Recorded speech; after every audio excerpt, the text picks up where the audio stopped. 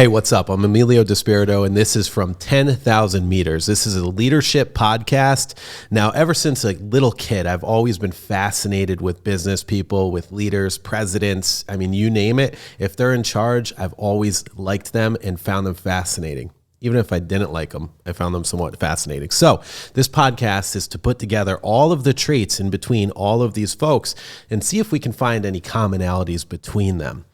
So I've got some special guests today, and on our first podcast, episode number 1, we've got my best friend, Greg Rice with Nexus Property Management, and Greg's the VP over there. We'll talk more about that in a second. And Nick Dagnillo with Nexus Property Management. Nick is the founder, the owner, and president of Nexus. Welcome. Appreciate you guys being here. Yeah. I'm excited. So again, I told you this is unscripted. I want to keep it real. I want to keep it high level. Okay. Again, this is a leadership podcast. And right away I thought, who better than you gentlemen to come on as our first guests. Okay. Both of you play different leadership roles. Nick, first, let's start with you. What exactly do you do over at Nexus? I'm kind of like the pathfinder. I'll kind of direct the resources and make decisions and kind of get a course, steer the course kind of, and try to get the future planned out. And then Greg kind of comes behind and cleans up the mess and makes it work. Got you. Okay, so strategy. Pretty good. You're a visionary. You're a visionary. Strategy, resource management. I move the money where we can best utilize it and plan. You put resources in areas I think will benefit from, get the best return on investment. Perfect. Kind of stuff. Perfect. Now, Greg, what do you do? He's handling that stuff. What do you do? So he's like pointing out the trail, and I come in and chop down the trees. Ooh, well said. Well said. Now, communication is a big part of leadership, right? Because if you can't communicate your vision and the strategy, then you can't have someone come in and actually turn it, materialize it, and then lead and manage a group of people. So you have employees, right? Yes. Okay, so how many employees do you currently have? 15 at the Pawtucket office. At your Pawtucket office. And how many you started a franchise? Yep. Yeah, we got 3 offices running. 3 offices. Guys, on top of ours, so 4 total. That's impressive. Most people can't even get a business off of the ground, and get it running. You've not only done your business and ran it, but you've systemized it so that somebody can plug and play and run a successful business. Now, all 3 locations are doing successful? Yes. Yeah? Okay. So what gave you the idea to go ahead and jump in and start franchising? I mean, that's bold. Oh, I think we talked about this years ago. I read that book, The E-Myth. I love that book. My favorite book. Yeah. Yeah. So I read that. And then when I first started the company, I was kind of, like my thing is if I go into something, I try to plan the exit right before I even start it. And so that just made sense to have franchise be the goal, start out, get the plan, get the process, and just work on that every day. So at least I have a growth model in my back pocket, kind of a plan. Wow. So that was, what I went with. Let's talk about that for a second. So planning your exit strategy, it's not something most people like. Imagine getting into a marriage, planning your exit strategy, right? I'm doing that next year. Ask him. He's doing it. What? You're getting divorced already before you're married? Yeah, no exit strategy there. But Oh, man. Planning. Yeah, I don't want to get you in trouble, but I told you we're keeping it raw. We're keeping it real here, and we want to have some fun, okay? So if your fiance beats you up after this podcast, it's my fault. Blame it on me. Yeah. Blame it on me. But no, really. So, I mean, thinking about your exit strategy before you even start building the company is really bold. And so you got that idea from the E-Myth? Yeah. Okay. You'd highly suggest anybody getting into business to read that book? Yeah, that one. I forget when Michael Built Gerber. to Last was the next one or something like that. I read all those books. From Good to Great. Yep, that one. Yeah. Yep. That's awesome. Do you read a lot of books? Yeah, I do audiobooks now, but too. I probably do, one a week, 2 a week sometimes. Wow. I thought I was cool. I bang out like 26 a year. You're banging out more than, you're banging out almost 100 books a year. Maybe in the 70 range, but I get after it. No wonder why I bought a franchise and you own a franchise. Okay. All right. Wow. Good stuff. Good shit, Nick. Thank you. All right, Greg. So let's get back into managing people, managing expectations, being the leader of that role. Now, look, what you guys do, obviously, managing apartment buildings is not always sexy. You've got evictions, you bug beds, you got sewage backups, right? First off, like, how do you keep your people that are working for you, that are cleaning up? God bless them, like they're skilled workers. How do you keep them happy? How do you keep them there? How do you keep them motivated? Number one is presence. So I'm there in the office to shoot the breeze, to relate to them, to figure out what's on their mind, to ask them questions, to whatever. Take them to lunch, dinner, breakfast. Camaraderie is important, number one. Camaraderie. Number two is the compensation structure that Nick has implemented keeps people incentivized and motivated correctly. We don't pay by the hour. We pay by the job. So we pay for performance. And they perform. And they don't care what they're performing because they know once this is over, a check's there for it. Yep. You know, every week that is. So they can hustle around and make thousands of dollars as opposed to hustling around for a normal company making $18 an hour and getting micromanaged and where are you and what are you doing? And people are just like $700 a week piece. Do you feel that they have more purpose when you have the camaraderie in place? Yeah. Yeah. So camaraderie is a big thing. Huge. Okay, cool. There's a lot of buzzwords that are bouncing around in this interview. I want you to write these words down, right? Because I'm going to be writing them down. And again, when we're interviewing everybody, I want to see how many of these words come up over and over and over again and kind of link those common traits of leadership together. And I think that's really great. Really, really great. Okay, cool. So, we got that. We got the people end of stuff. Now the finance end of stuff, right? So if somebody's coming in and they want to purchase a new franchise and whatnot, how did you figure out what to price that franchise at? How did you figure out, like, what did you do for research to find out what you were going to deploy? Yeah, I looked at a lot of franchise models and I spoke to a bunch of franchise consultants and attorneys and look what was out there and, what the competing franchises were charging and what their fees were and, tried to be competitive. And we are. Our top competitors are like 40,000. Wow. And what's the cost to buy a franchise of Nexus? It's 25,000 franchise. I feel like that's a deal though. Yeah. I mean, it is a deal because, the first couple offices took off. Yeah. So, and now if they were to sell their own companies, they could sell them for, hundreds and hundreds of thousands just based on the revenue alone. Do you find that are people contacting you inquiring about it? Because I know you get a lot of inquiries. Greg tells me you guys get inquiries from all over the country. Yeah. You're very specific on who you're going to take on, which I think is smart. I like the exclusivity. Okay. What are some of those factors? Okay. So if somebody calls you, if they're like, well, I don't get it. Why am I going to be paying $25K, whatever? Like, if it was me, I would just be like, I don't want you. I don't even want to sit there and educate you on it. Yeah, there's like a threshold to that question, right? Or how they phrase their stance. Yeah. So if they're like, teach me, let me know why this is a thing. That might be a better approach from them, and they're gonna get Greg's ear longer.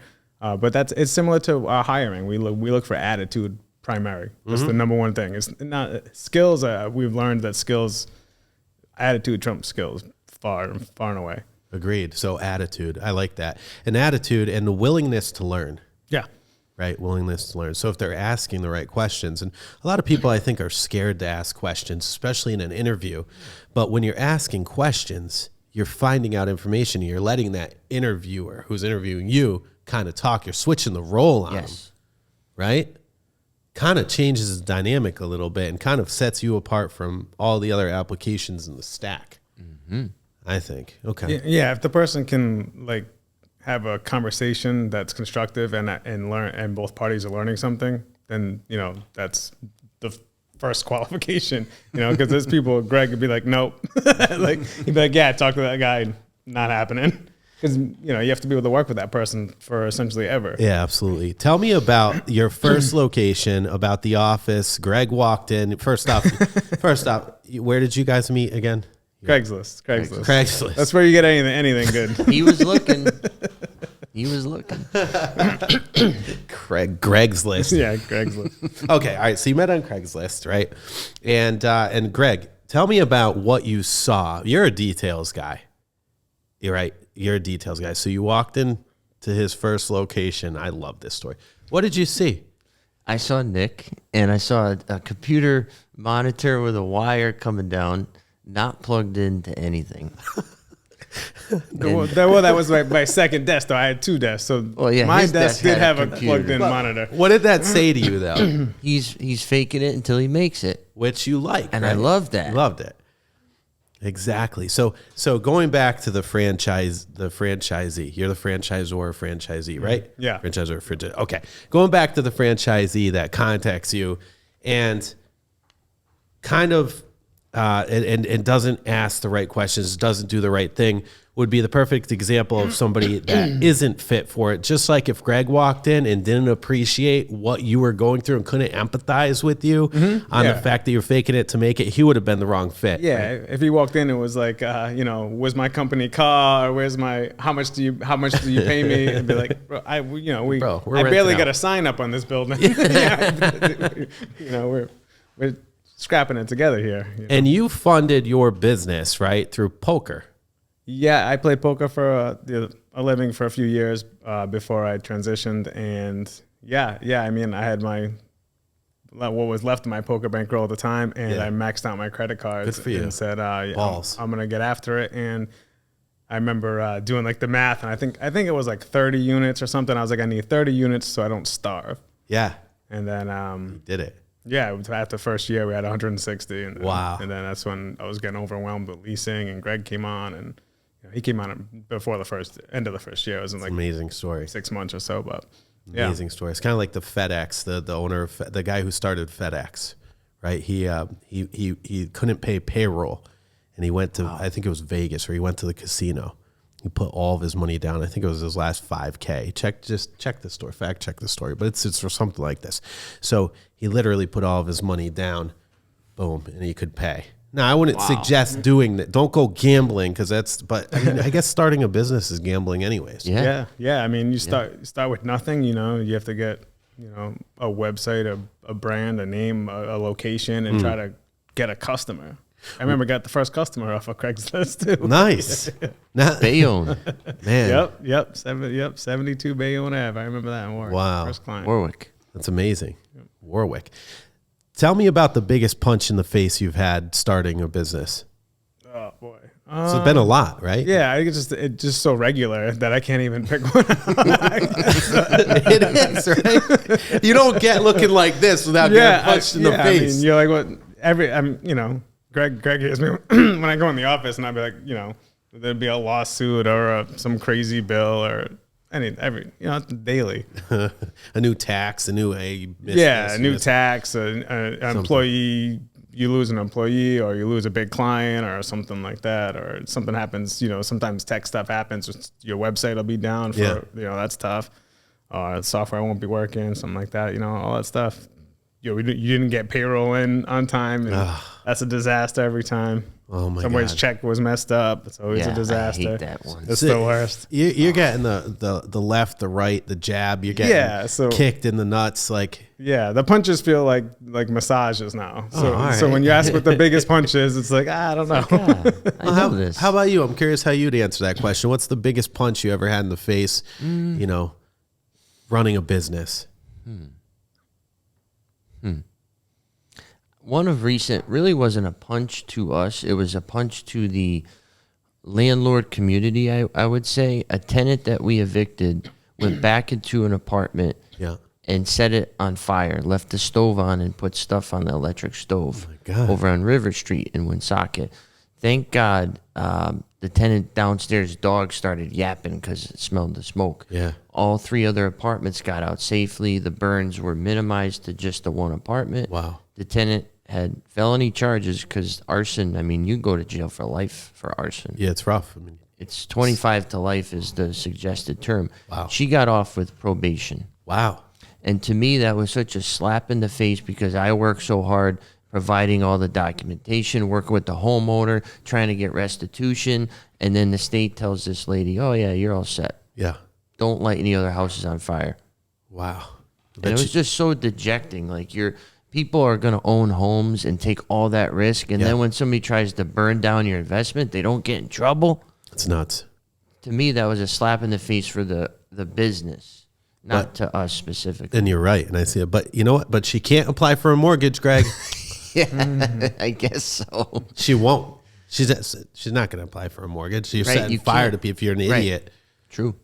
But yeah, just Wow. every day, like Nick said, you don't know what's going to happen. I would just say the wrong attitude really bothers me when people are offensive and they don't come in with the right demeanor, especially when we have what you need.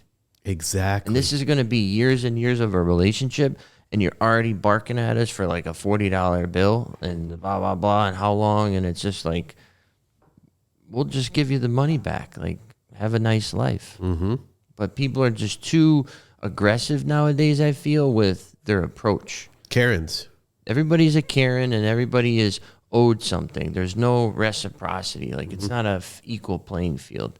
And that's the biggest punch in the face because we do such a good job. We've refined this over a decade. And people still are coming in like, can you do 7% instead of 8%? Yeah, we can do 9%. How about that? Yeah. Yeah, I like that. Where'd you get that from? Pawn Stars. Exactly. I've actually used that. Thank you. It's great. I've used it after you Greg told me uses about it. that. Yeah, I see it in the email responses. He uses it too. Yeah. So we don't mind punching back is another point too. Like we don't, obviously not to spar, but if somebody's going to bully us, Yeah. I have no problem. And Nick gives me Good. a leash to, within reason. Yeah. We're not like aggressive, but we don't sit there and take it. No, as you shouldn't. You don't get successful getting, beat up and, Right. and not coming back. You got to get up. Yes. Yeah. Right. And I think you got to stand your own. It's like kind of like fighting in the playground, right? That's it. You got to spar it out. You got to knock each other on the ground, and then you get up. You become friends. Yeah. There's an understanding that happens comes. too. Is that it just there's too many assholes out there that take out knives and guns and shit because they're because they're just not man enough or whatever. It's like use your fists, right? And I'm not promoting fighting, right? But use your mind Yeah, and use that- your, that's- yeah. Nick plays poker, so he's always thinking. He's always 2 steps ahead of everybody. So Yeah. don't get into a playground fight with him. No, exactly though. Why not learn from someone like that, right? Yep. That's why you guys are here. Like, I mean, I know not only do I learn from you guys on a daily basis through years working together, but also I incorporate that in all points of my life, right? But I want our listeners, our viewers to learn as well, because I think, again, there was a lot of buzzwords that you guys said here, vision, strategy, camaraderie. Thank you so much. Hey, Greg, what happens if someone's chewing gum next to you? They die. He told me for the longest time he was allergic to gum, and I believed him. Nick used to do it, and then he stopped, which I'm very grateful for. You can see his eyes start twitching. He's just like his head starts shaking. Yeah. So I took a sip of my coffee in the mic, and you were like, No, that didn't bother me. Oh, it didn't? No, It it's just the gum chewing. yeah, Like, it's we're annoying. practicing eating. That's because like Americans are always eating. Yeah, it's true. It's true though. But you ever go out to eat at a restaurant and somebody like you can hear Slurping them? soup. I can't stand that. You're out to eat at a restaurant. You're chomping away, eating like a cow. You're at a restaurant, and take your hats off at restaurants Yeah. too. Come on, gentlemen. Let me ask you something. Now that we're talking about gentlemen here, right? You were going to wear a sweatshirt today, right? Yeah. Yeah. All right. Let's talk about what you think. How do you think a leader should dress? All right. When I was in the office daily, I wore a suit every day. Okay, you're wearing a suit now. Yeah. This is like a half a suit because You I look didn't- great. I wanted to be in between. I didn't know what you guys were gonna do. I could transition quickly. Do you wear a suit at home when you're not going into the office? No, I do. No. Yeah, I do. You sleep in a suit? No, it's mindset though. But go ahead. What do you? No, he was going. Are you Oh going? yeah. I wore a suit sorry. every day. I wanted to, when the problems came, when the punches to the face were coming, and when I wanted it to be obvious who was getting punched, so Yeah. it came right to me, and I could, work on solving it. So Do you feel people treat you differently when you dress up? 100%. How do? What's Another the good thing about difference? wearing a suit is nobody asks you to help them lift stuff. That's a quote. We gotta quote that. I like that. That's a good quote. Wow. That's so true because back in the day when I was slaving working for a moving company, I noticed all these guys and girls dressed up to the nines, like the furniture salespeople coming in.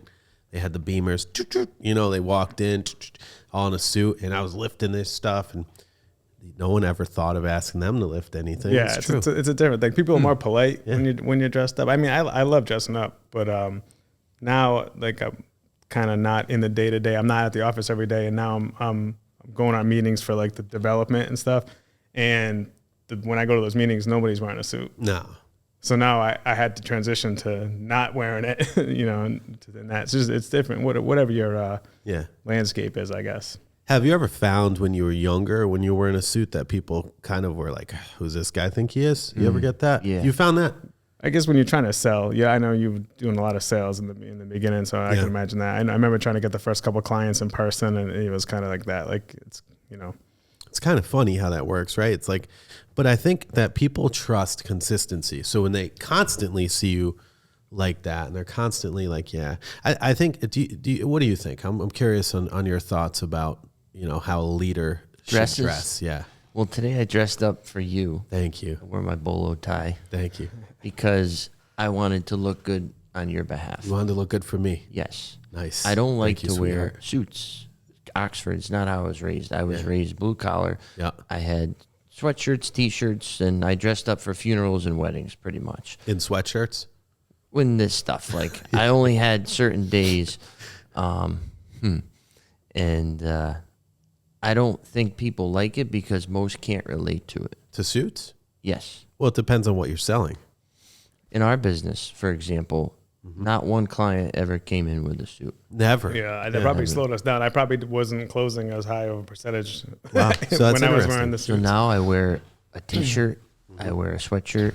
You even see my videos. Yeah. It says Georgia, you know, Which is it's cool. Whatever, like it's just whatever was clean in the laundry I wear, and that's also how employees relate to me. Got you. Is because I'm not too far that they can't talk to me. Yep. I have a nice vehicle and I love my car, but that's not dress. Like how you dress, I feel is more important. So, all right, so that's really interesting. So, do you feel that it for your position, okay, you're running the company, you own the company, you're running the company. Do you feel it's kind of good to be separate, to kind of separate yourself in that way and kind of be almost untouchable, so he deals with that stuff, so you can focus on you know, some of the other things, the strategy, the vision? I think that's the result of it, but I don't think that's why it ends up that way. I think it's more important for me, at least from my thinking of the longevity, is to give people the freedom to do their job.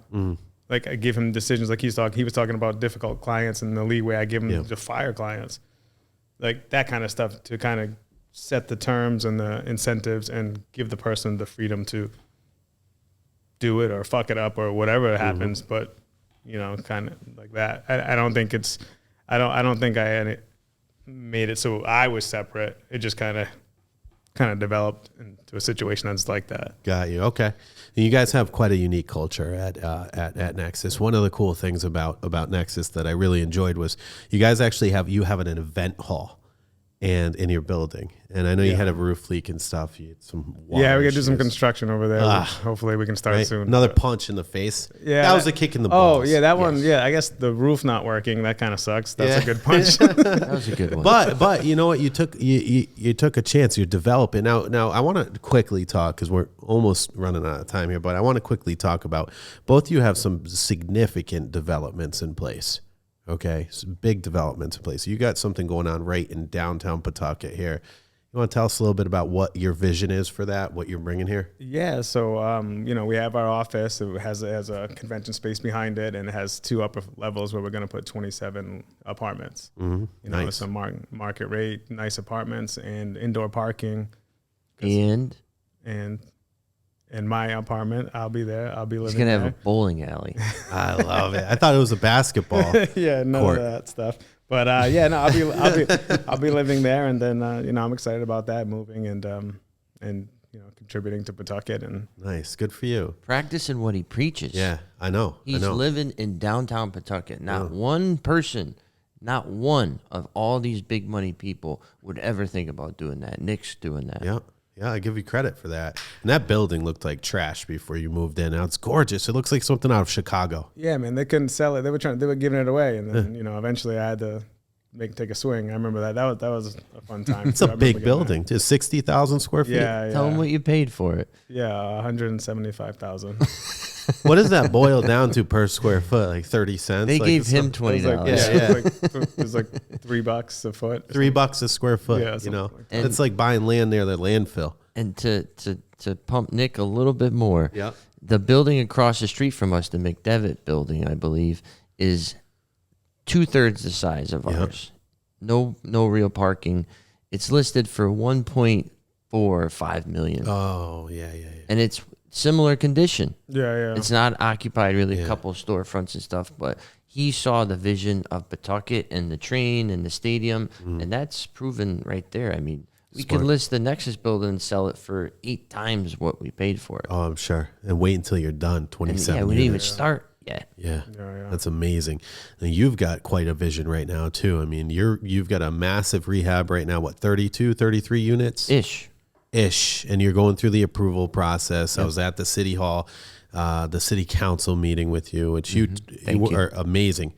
Let me tell you something. I like got chills at a couple times when you were talking, legit, because I felt like that's my boy, but he's like truly a leader, right? Because you went in there polite, but you meant business. You're bringing $6 million of development into a part of a city that no one would ever think of doing that. Okay. And they kind of shot you down and you're like, I'm not taking no for an answer. And you're not going to get no for an answer. I really see this project going through. And again, it takes balls to do this stuff. It takes balls to develop. Developing, I think, is it takes, I hate to keep saying ball, but it takes the biggest set of balls. Like look at Donald Trump, right? You love him or hate him. This guy, he had to deal with so many different people in New York. Okay. Right? The unions, maybe the mob, maybe the IRS, maybe who knows? Like everyone is after you when you're developing, right? And the dynamics maybe have changed. I don't know. But now you're developing what? A church? You're turning a church into 30, what'd you say, 33 units? 32, 33 is the goal. What made you want to do that? Like, that's crazy. I was driving down 2nd Avenue in Fairmount, and I saw a for sale, Marge Jacob. And I was like, Marge sells churches now? Like, what the heck? Yes, she's a residential realtor. Yeah, and I called her, and she said, yeah, it's a beautiful church. And I said, okay, let's Sure look is. at it. So we rallied the troops. Nick came. You came. We had a bunch of people there, and it didn't have much maintenance. So I said, let's try it.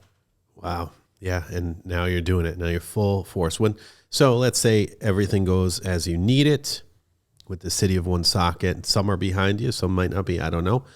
I see it happening. I do. I really do. I think it's going to be a good thing for the community. How far out from completion do you think that is? I think we could start in the summer, and the builder thinks 6 to 8 months for completion. Wow. He said by the end of the year, and Ben, I don't want to hold you to it, but you did say that, so I just want to share that to be done by, and who knows? Yeah. That's pretty amazing. All right. So final question for you both, right? So Nick, let's start with you. Okay. So someone is either starting a business or they're in business and, they're getting punched in the face to the point where they're ready to give up. What do you tell them? Oh, wow. I don't think I could straight up answer it motivationally because you might want to give up. It's possible. I don't know what the scenario is. And giving up could be the best thing for them. But generally, if they're got their business and they think of it from the customer's perspective and they're providing a good value, and if they got to more customers, it would make sense and they'd have sales or they sell a product or sell a service, then they can get after it and keep plugging away or get in front of more customers if that's the case. But if it's not the case, they don't love it and they wouldn't buy it, Then get out. get out. So you shouldn't be doing something that you're not happy doing. Yeah, I always told Greg, like, I wouldn't, there's things I wouldn't do because I can't sell it because I wouldn't buy it. Yeah, So, exactly. But why do it? yeah, exactly. So that kind of thing. That was a great takeaway. Thank you. How are you going to answer that question? Ask it again, please. Yep. So I'm trying to think of how I asked it. Right, my memory sucks. Right. So Mine too. so Greg. So all right. So I think I said something like, so Greg. So somebody is either starting a business or they've been running a business. Okay. And they're tired of getting punched and kicked in the groin area. What do you tell them? Cut out your friends and your family as customers or clients. Yeah, that's huge. Bye-bye. That helps. Yeah. Don't go with partners either. Partners is a bad thing. I got a business partner. Bad. Yeah, Bad. I don't think so. He's terrible. He's amazing. I couldn't Joe do what I did. Fazio. Joe, yeah. I I couldn't don't do trust him. what I do without Joe Fazio. I really couldn't. Flaming red Jeep. Fire engine red. I couldn't do what I Love do you, without Joe. my business partner. So It works for the slimmest majority of Yeah. people. Most people, partners doesn't work. it works until it doesn't work, you know. But Yeah. but I don't know. You know, I don't know. You guys are an anomaly. I feel that way, right? But You this both started at the similar. You're at the same brokerage, the Yeah. same point of your career, similar age. But him and I do two different things. But like you guys, Right. like two Yin two and yang. different Exactly. things. It Yeah. has to, it has to. When you find the yin to your yang, it's almost like, man, I think my business relationship is so much easier. I got to get him before So he gets me with the weird handshake. Weird. What is with that I shit? don't know, man. He used to shake It hands is like memorable. normal. You got to give him that. I know. Memorable. I like that. I know. Always shaking I it always up. try to forget it though. That's I know, right? Like, what are you doing? You have hand sanitizer. I gotta actually before we let you go. Greg, I brought you to my BNI event. It was like in the summertime. It was at a brewery. We were there. yes. We had Nick. We had a table like this. It was like a farm table. I don't know if Taylor with Namr. Shout out to Taylor with Namr. I don't know if Taylor was there, if he remembers this, but there was a farm table like this. Grab with the like, water. yeah, all right. So there was like hand this over to me. Fake like you're the waitress, right? Now keep in mind there's 30 sets of eyes looking at me in my referral group. The biggest one in the region, by the way, for productivity. Now you're handing this over. Was it like this? She gave it to you, She gave it to me, yep. Oh, and then I handed it to you. and then I went like this. You grazed my hand in the most feminine type of way. He like touched my hand, and I'm like, yo. Everybody was like, I'm like, I'm not trying to get, I'm newly single, bro. I don't want to give people the wrong idea. I looked at him, I go, what the fuck? So memorable. Yeah. Well, awesome. Guys, thank you for that's my water. Thank you for keeping it memorable. Nick Dagnillo with Nexus Property Management, the owner, the founder, the president, and Greg Rice, one of the weirdest gentlemen I've ever met, the VP of Nexus Property Management Franchise Sales. But really, I'm very proud of you guys. Thank you. And, I'm proud to be your friend and just really excited to see all the growth you have here. And you guys are going to continue to blow up. So oh, likewise, man. thank you guys. And who's going to be your next guest? Ooh, you know what? I was actually thinking about that, and I love the way that you nominated people on your podcast. Yes. Was that the Rhode Island Business Spotlight? What did you call it, show? Oh yeah, yep. Your property managed, and it fizzled away because the people were The they stopped- nominations were. But I nominated want somebody. leaders. I want Yes. high level Do you want a leaders. nomination from us? I want you guys to nominate a high level leader, somebody that's in charge of a big company, somebody in public office, somebody that does something.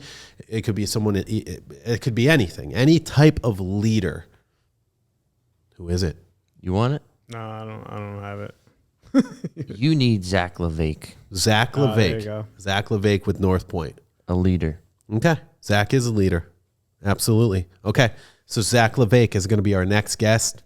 Zach LeVake of Axe Capital and Zach LeVake of North Point. Awesome. Zach, you're next. You're up next. See you then. Thank you. You're welcome.